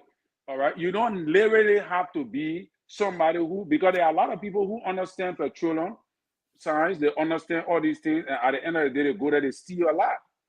But we need somebody, it's an administrative position. Like take for example the presidency. To be a president, you don't have to be somebody who, have been a president before. You don't have to have experience that, I was president before. Terry, I don't mean to interrupt. That's a little bit general. No. Area Male is talking about a little bit specialized. Go ahead, Male. Yeah, Pato, let me just come in. Let me just come in. Let Terry finish. Go ahead, Terry. Let me come in. Before you lost the thought, then I will take track from there. Yes. You see, I don't want to go into Georgia playbook. Let me be very frank with you. Everybody Joseph Boyka is appointing, I'm convinced of three things. They have the virtues of credibility. They have the managerial skills to their fingertip. I know they have it. When you're moving into a specialized area, your first criteria here, you will have that credential, man. And if you have that credential, upon that you fail, there's a problem with your capability to deliver. Because you have everything already. The managerial skill, all the skill, operational skill, these are general things you learn. But when you start to specialize, all right, I did education. Education is a vast area. I decided to narrow it to an area that I can be an authority. All right? So what we are seeing here is that there is no problem appointing the people with a vast experience. The first criteria, from my own opinion, you must have that credential in that particular area. All other things can be added. Other than that, we are still promoting and practicing job. We are playboy around here. And that is where I disagree. That go to the issue of the LPR-TV thing. All right, LPR is a technical error. You must understand and even speak the petroleum language. Does she even know how to speak that language? Yeah, she has managerial skills. You see, when Pato Kanya to talk about a role, you see the kind of language the man can be speaking. I lost. But those are technical errors. You can't compare that with. No. I will compare it. No. Pato Kanya many times he boasts of road building, and there's some technical thing Pato can bring on the platform to be frank with you. I can even be seen to asking. I come from education. I'm just novice in that particular area there. And the issue you just brought up about your friend, and he came in to add to the story. You see the kind of analysis you were making that I was even lost, but I was learning again. All right. So what we're seeing here is that the misplacement has caused Liberia a whole lot of problem. Why am I calling for that? Yes. Hello? Mr. Mali. Yes, sir. I'm not disagreeing with you. I understand. We're not ready yet. We'll call you. Because we are seeing the damages of people who are not misplaced, but people who are not. Our analysts are doing some real good job. I'll call you right away. Who are you calling? People who are not educated on the job. You can't run away from us tonight. The analysts are really making the show how you come to the call and bring a conservative idea. I will call you. Quiet, Terry. The show is yours. So, so what I'm saying to you, there are certain errors in government that you cannot put somebody who do not understand that area. Like, for example, Pato area. You can carry somebody to public work who don't know about roads. But that era is an engineer era and is a very severe technical era. Cannot be compared to the LPR-TV. That's my point. Why? Because the LPR-TV is a different type of it's a different type of job. All right. You need somebody that have managerial skills and administrative skills to handle the LPR-TV. People who have not only that, somebody who is credible. But when you talk about somebody who must have a petroleum expertise, must be expertise in petroleum. Yes. To work in our place, I would disagree with that. I would disagree with you. When you talk about education, you need somebody who is informed, who knows about education to work at the Ministry of Education. You talk about, all these things. You need people, but when you talk about finance ministry, you need somebody as a financial expert, or a financial or specialist, somebody who understands banking and financing. But when it comes to these other areas like the LPR-TV and other minor areas, you don't need somebody who have petroleum knowledge. You can deal with somebody who have administrative knowledge on the job, and they will be able to handle that particular operation very well, because it's a business. It's almost like a business, a major business entity that brings revenue to the country. That's just my own take. I could be wrong. That's your take. Thank you. But what are you wearing tonight? Filipino? Who now? Labor or me? That you. You. Is that African? So this is African. I thought I was Filipino. The man gone to the Philippines. Yeah. Okay, no, this is African. African list. Okay. Yeah, Pato, before you put in your call. Huh? I said before you put in your call. Yeah, go ahead. Go ahead. I just want to make this point here that Go ahead, Mali. yeah, the point I want to put in, oh yeah, something is ringing. Yeah, the Yeah, call yeah, is yeah. accepting. Yeah, but go ahead. Go You're ahead. on hold. Okay, I hope I'm protected. You are. Nobody's gonna interrupt you. Nobody. I'm running the show. Nobody's gonna interrupt you. Yeah. What I wanted to say here is that every aspect of the Liberian government is very important. Okay, every aspect is very important. But I'm one of those. You see, LPRC. I worked with LPRC for 7 years before coming to the States. And to be frank with you, up to the time I even worked, probably I was in different department. But at PRC, you can't just grab anybody because the administrator or the manager, or they will have to understand the rudiment and the ramification of this whole oil thing. All right, it's not just buying and selling. It's more than that. You see? Okay. So the Mandela Copper placement, it will come back again. Okay. It will surely come back again. That's what we're going to be doing. But we should not say the other part is small. Every sector in the Liberian government is very important. So Yeah. putting people there from that background, I think it's very necessary. And even the issue you mentioned here about, going to the commerce ministry, that's a serious problem that we even got to go into. But this is what I want you guys to take into consideration. Yeah. It's our job to critique all of the names that we're going to see on this list, to see their qualification. We can go through that. But let me take this call. Caller, good evening. Samson To, sitting in for Mr. So tonight, who is on an assignment. What's your name? Where you're calling from? What's on your mind? So is now you ready to tell your audience that you're sitting for me? So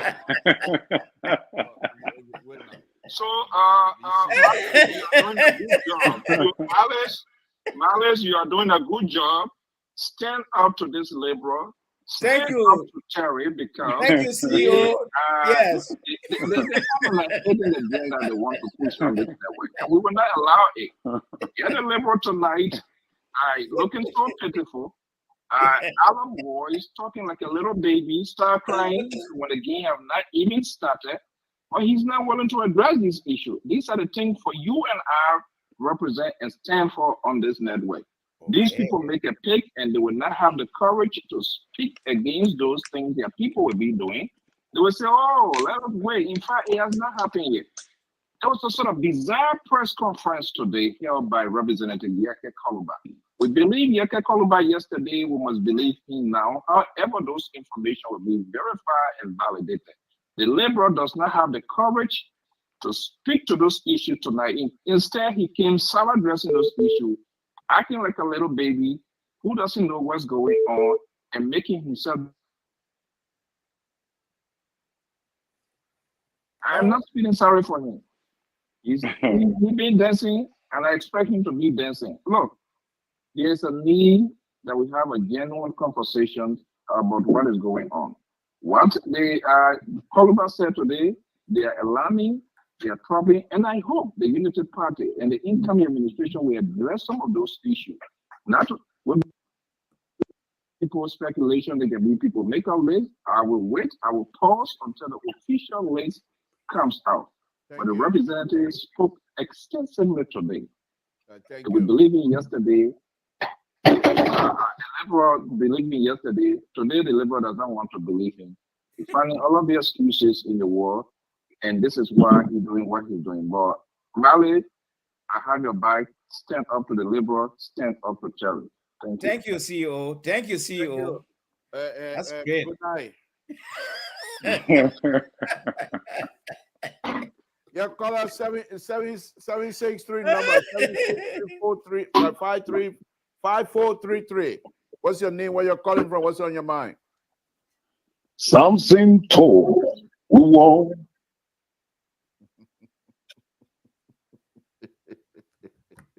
Hello.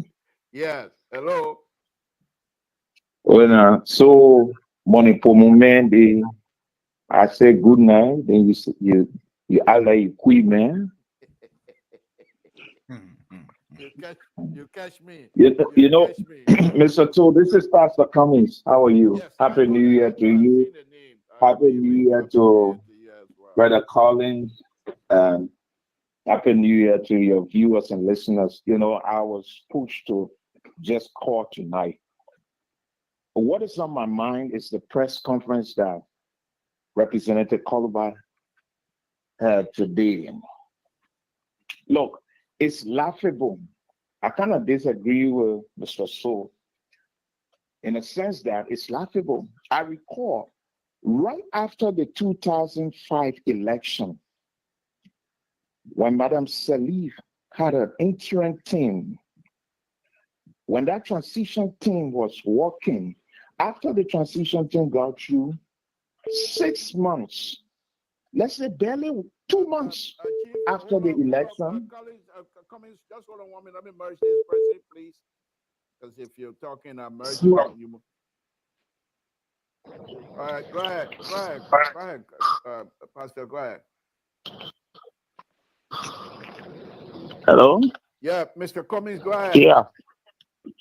So right after the inaugural program, a month later, group of opposition gathered and they said the government was a flunky, Mr. To, when in fact they were not even doing their own calculation. That team took over from an interim government where representatives, cabinet ministers looted their offices, and they said the government was a flunky. And I recall Madam Salih gave me a contract then to do an exclusive with all the cabinet ministers to explain government policy on what they would do in the next few months ahead. So let me say this. Why it is true that we were listening to Honorable Coluba, but I don't think he always had an opportunity to sit down with resourceful journalists. That's the problem. If he had an opportunity to sit down with journalists or interviewers who understand the ethics of communication, Honorable Coluba will bring him back every other time to have this discussion, because some things he said, he say them and don't come back to bring some facts to some of these things. Right. You cannot say, you as a certain representative cannot use a lot of allegation and then you say on a so and so time you provide facts. I watched almost all of them. For 6 years, they did the same thing. It's just that the outgoing administration never had a good communication team. They were self-centered. So that's why they got defeated the way they defeat. They defeat the God. That's why they got a kind of defeat. They went through. But we're not saying that it's too soon to talk. We ourselves are also watching who be cabinet ministers. We watching who be cabinet ministers. We want to see who's coming back and what are they bringing to the table this time around, because they had an opportunity to be there. But I think some of the things he was running with today, he need to sit down and we go back to 6 years to some of the things he said that were made and some of the things he was saying. Then, from what I deduced from his discourse today, his press briefing, it's like he playing a game like Costa, playing the game like some of the propagandists who were in the opposition and some who were in the government. That is what is on my mind, sir. Okay. Thank you. Cummings, thank you very much. Thank you, Malaga. That's very true. We all know that, but thank you very much. All right, Mr. Davis, are you there? Yeah. Okay, go ahead. What's on your mind, sir? Happy New Year to all. What on my mind? You just talk about the Honorable Coluba's press statement. I don't know. He contradicting. He said because the press will asking. He say he can say go by and vote for Bobo Chimo. Bobo Chimo, you were there against from day one to the end. Then say you prefer Baltimore. In Baltimore, we a case with the handle to code or whatsoever, you can say me Baltimore speaker.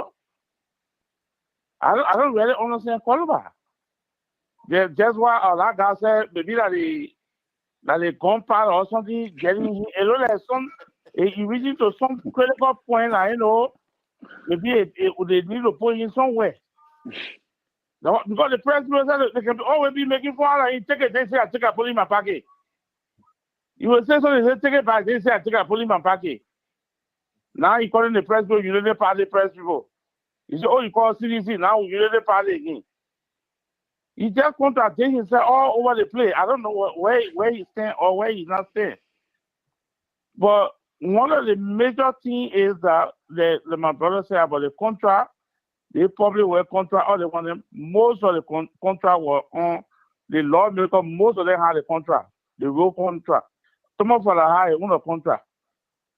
The other people had a contract. Some people had a hospital contract. The example, the former one of the lawmakers from Bon County, the member Bridget, he said, you don't receive the money yet, but you still go sign the paperwork. Where the money go be? The building hospital. You can find the hospital. You stay allocating money in the place. If from your district, almost their district, they say, the money here, I actually no hospital in my district, but you still vote for it. So most of the contract, they in the law, because here, they take the contract, then they go, they start leasing to some people, then they say, they can do something. That's what they're doing. That's why you see most of the contract they pay. They can't do nothing. And they will ratify it, it will come to pass, and we'll see it, and everybody will see it. They're being lying to the Liberian people. That's what been happening in Liberia. Thank you very much. Thank you, Darius. Appreciate it. You're always a regular member here. Thank you very much for your contribution. We appreciate it, sir. Okay. All right, Mr. Bali and Mr. Collins, we'll just do our parting statement now and then I'll call it quit. We'll be back here again tomorrow. I hope to. What I will ask both of you, if you have time tomorrow, even if we're discussing engineering issues, even if you don't have a clear understanding of what it is, your contribution will be very helpful, because if you join me and even ask question that, even if you don't know what it is, just ask a question. We will be glad to straighten it up, because yes, I can talk. I can stay here and talk for 2 hours, something like that. But sometimes this is a teamwork. This is a family. LPR is a family organization. You guys know that. So if I come here and then talk about these things, your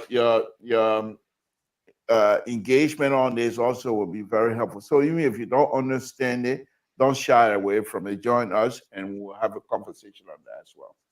But let's go ahead. Let's go ahead. Collins, last to come, first to go. That's a new rule. Okay. Anyway, So what would be your parting statement tonight? yeah.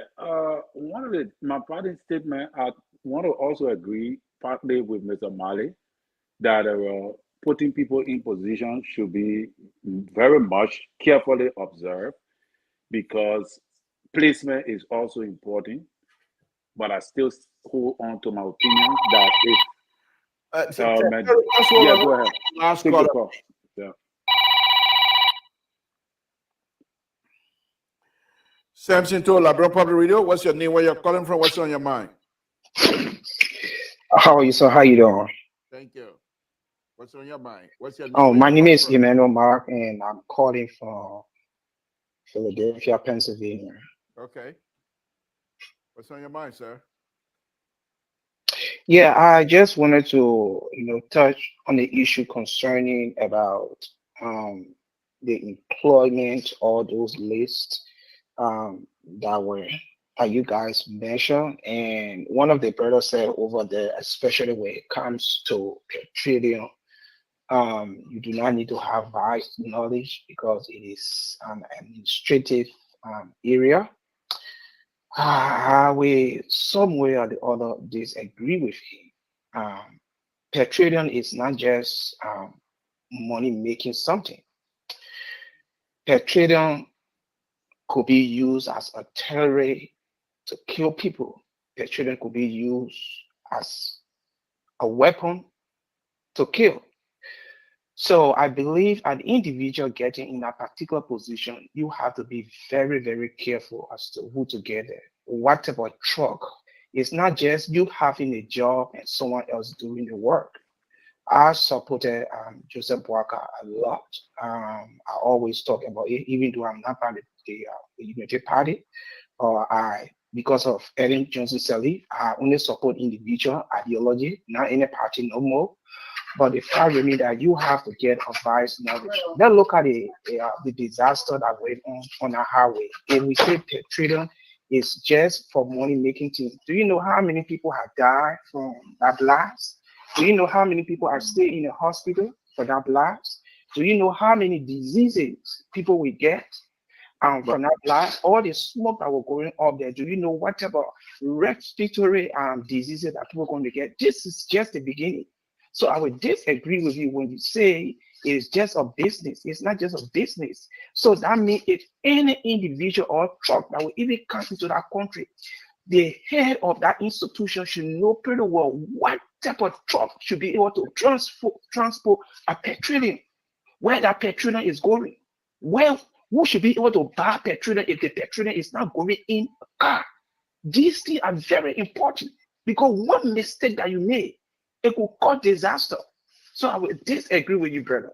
I guess you guys are closing up. I was just there working. It's like I have to talk. That's why I just call in just to send in my voice. But I think it's very, very important. It's not just any business. It's very important, and you must know that. Thank you. Thank you, Maya. Thanks for your contribution. We appreciate it. You're welcome. Okay, Terry, go ahead. Continue with your closing. We just have to take in because Yeah.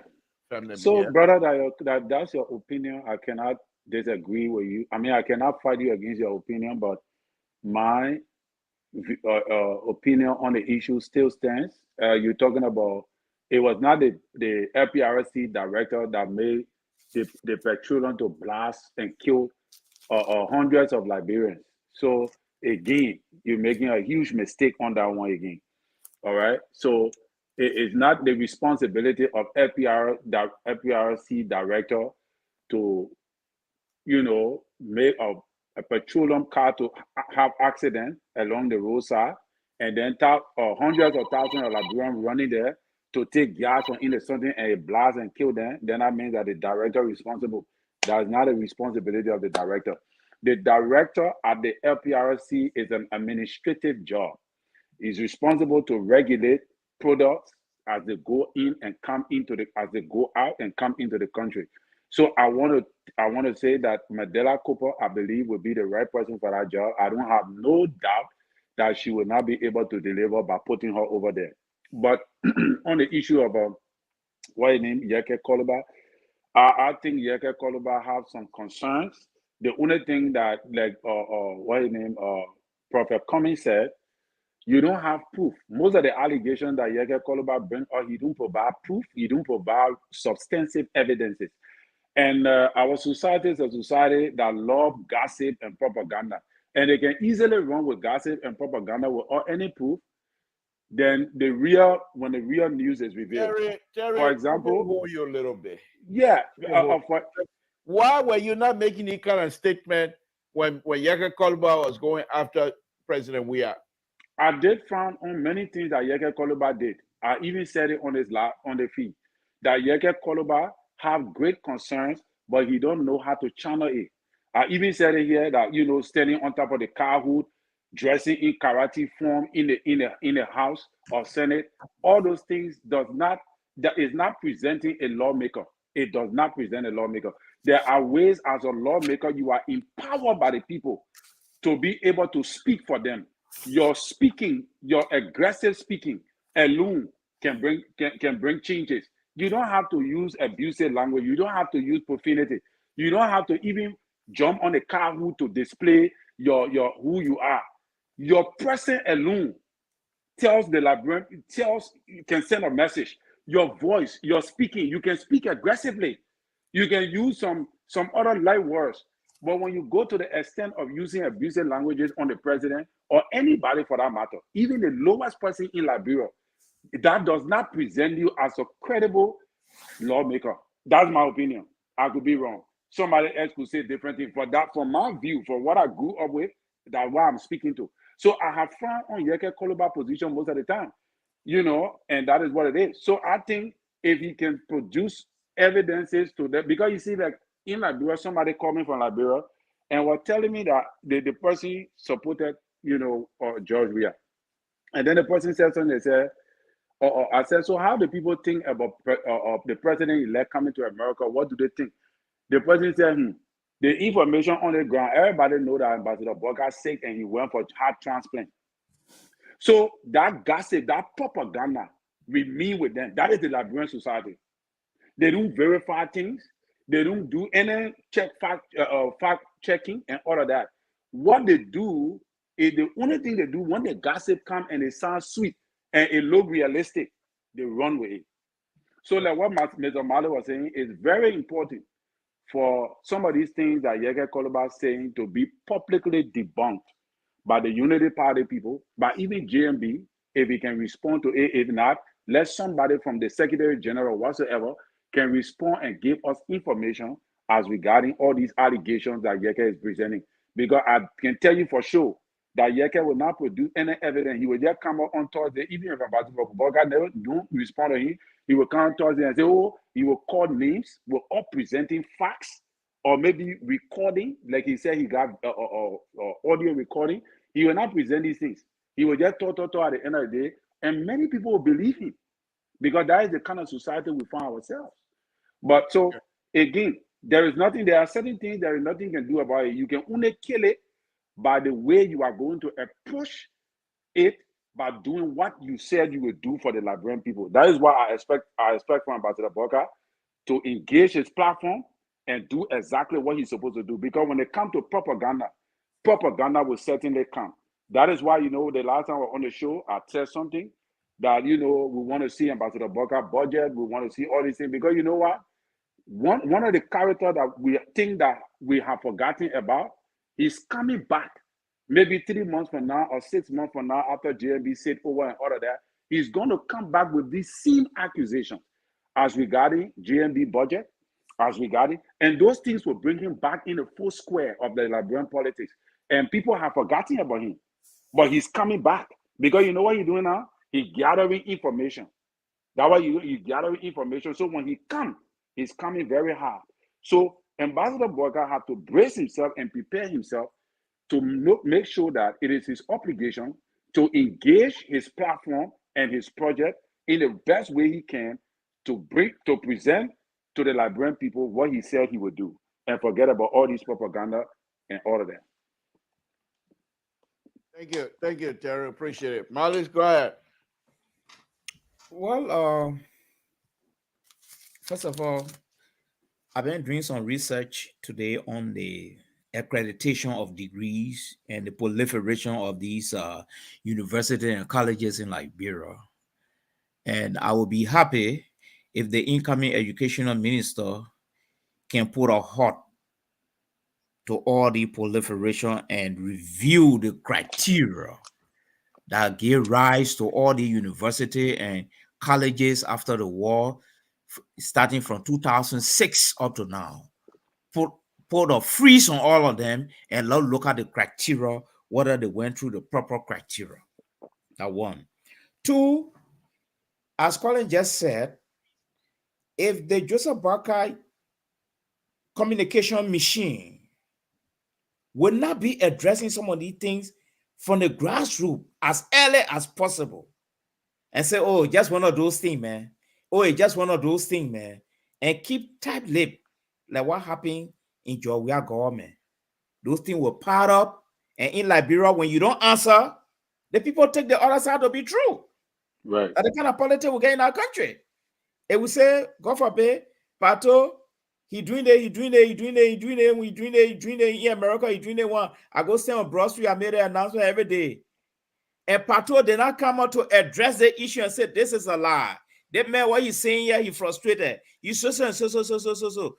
And 2-3 days, Patona thought they say, oh, that is not true, man. That's Yeah. why he can't talk. So it is very important from day one for the press secretary. They get a lot of communication wing. The party can address it. The press secretary can address it. But again, people fear that when people come to address the thing, Yaka Koluba will go way in the air again. Fine. They will make it a contract. You go way in the air, then we also go way in the air. Until when we both tire, then we both rest. But there's a need for clarification from time to time. And lastly, Colin said something good here. And I think I want to put it in a context. That vetting thing, I hope it's going to come about. Because the vetting will tell us whether someone is qualified to be to the place we're sending them. It will also help us to look at that degree. It will also help to foster some of the merit system we want. Waka has spoken a lot about his government. So someone will be surprised if things not going. They have their own modus operandi, I agree. But these are little things someone already expect to happen. Yes. And these are, and let me make it clear here. These are presumptive nomination. We don't know it is the real list. Someone just sent a list to me from Liberia, and they say they are 95% sure these people will be part of the government. So let us now, the viewer, take it here and run, say LPR-TV say, oh, this is the list for the government, and they tend to be a liar. No, it's presumptive. We are not sure. We stay investigating. So we just want to make that clarification on this platform. Okay. Thank you, guys. Thank you very much for joining tonight. As usual, your contribution has always been valuable anyway, by the audience and myself. We really enjoyed that. Let's meet again tomorrow. I will find, as usual, we'll come out here and then find out what's on your plate. But after that, we're most likely going to find a specific topic that all of us will enjoy to discuss. But thank you very much. I'm again sitting in for Mr. So tonight, was on an assignment. But I want to say thank you, Malice, and I'll say good night to you. Yeah, man. Good night. Mr. Collins, thank you, and good night as well. So I think Colin and Libra, you people can tell now that my independent approach is What independent? What independent? You yeah. Your patron now here. But yeah, when Mr. So is here, your language can change. You and Padre. Like when Mr. Amos Joyce is here by himself, is his tool, the language is it's his thing. So it's good. But as soon as Mr. Social tomorrow, as soon as Social, everything changed. Everything can change. Mr. So can just say one word. The whole everything can change. But when Pato, when you enter the lion den and you don't get back up, you gotta change your color.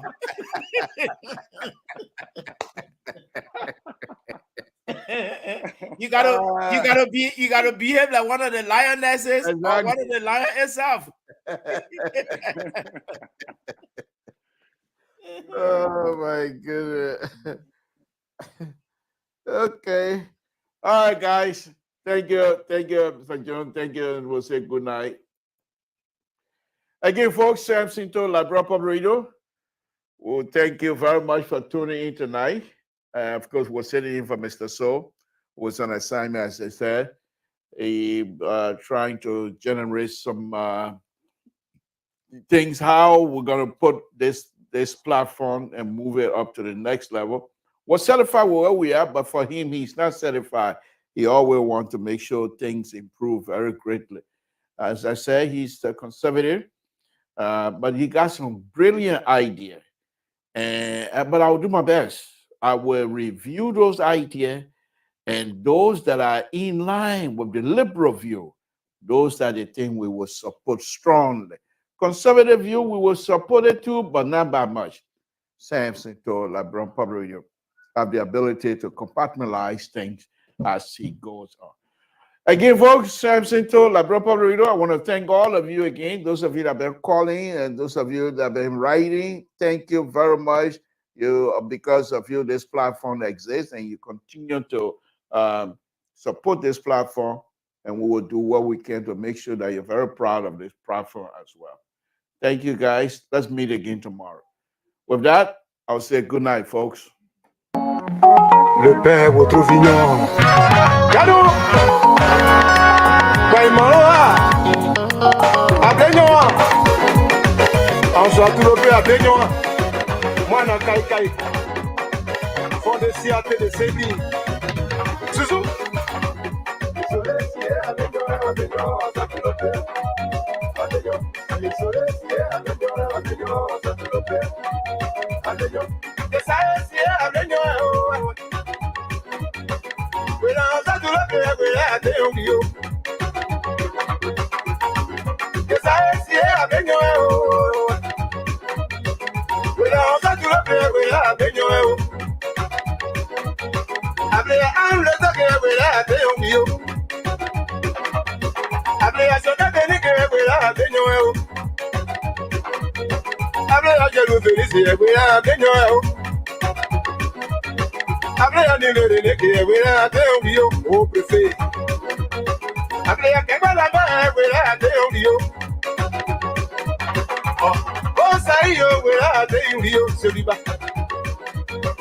I don't want to see you so I think oh, shit, I'm over where I came you. I think you're better where I came you. I think you're where I came you. I am to come here where I came you. I think you're where I came you. You got no deal where I came you. Oh, Danica. Yes, I see the wild. And the wild, where are the wild? I mean, I'm myself in this year where I'm the wild. Not another prayer, says it to our way out.